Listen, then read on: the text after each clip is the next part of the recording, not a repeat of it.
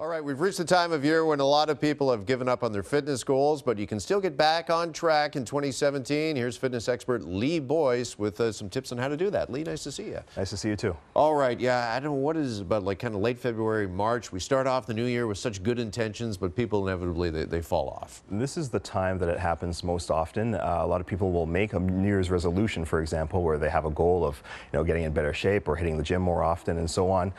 Oftentimes the goal is a little bit too aggressive and then they fall off the wagon, and the best thing to do is not to let it go and give up for the rest of the year. Instead, they should look back and see exactly where they went wrong, reflect on that, and then make the necessary changes so that they can take a good step in the right direction going forward. Okay, a step in the right direction is something you call the SMART principle, and we're going to go over that, where each one of these letters stand for something, and let's start with letter S. Right, so SMART goals, with the letter S, we're talking about a goal that is specific. So making a goal that's specific goes beyond just saying, I want to get in shape, or I want to get fit, or I want to lose weight.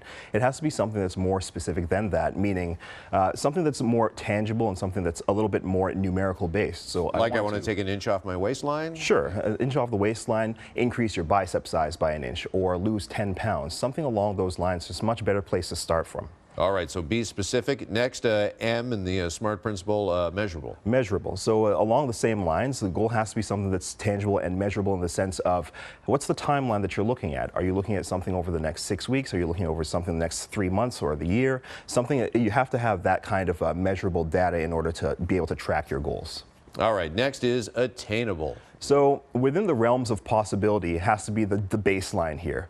Physiologically speaking, we can't go and make a goal of building 30 pounds of muscle in the next 30 days. Just can't happen. So when people make their goals too aggressive like that, they end up getting discouraged because they don't reach them. So the goal has to be attainable in the sense of something that you can actually reach from a physical perspective. Okay, so looking at pictures of, say, Hollywood celebrities like Gigi Hadid and saying, I want to be that in 3 months, that's detrimental. I used to do that with Brad Pitt in Fight Club. I want to look like that guy.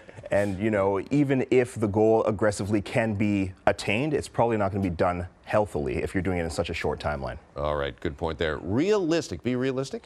So it falls under the same category as it being attainable, but on top of that, you also have to look at your lifestyle.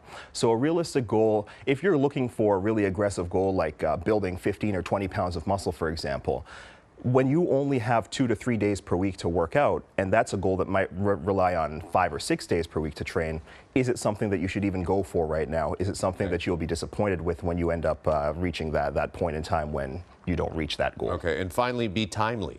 So timely, also looking at the lifestyle as well. And I really like this point because when you think about your lifestyle and you think about what kind of stressors there are, or you think about what kind of different things that there are that can be bringing you away from Make sure that you can work your workout into your schedule and get it done. Absolutely. Right. Lee Boyce, great to see you as always, sir. You too.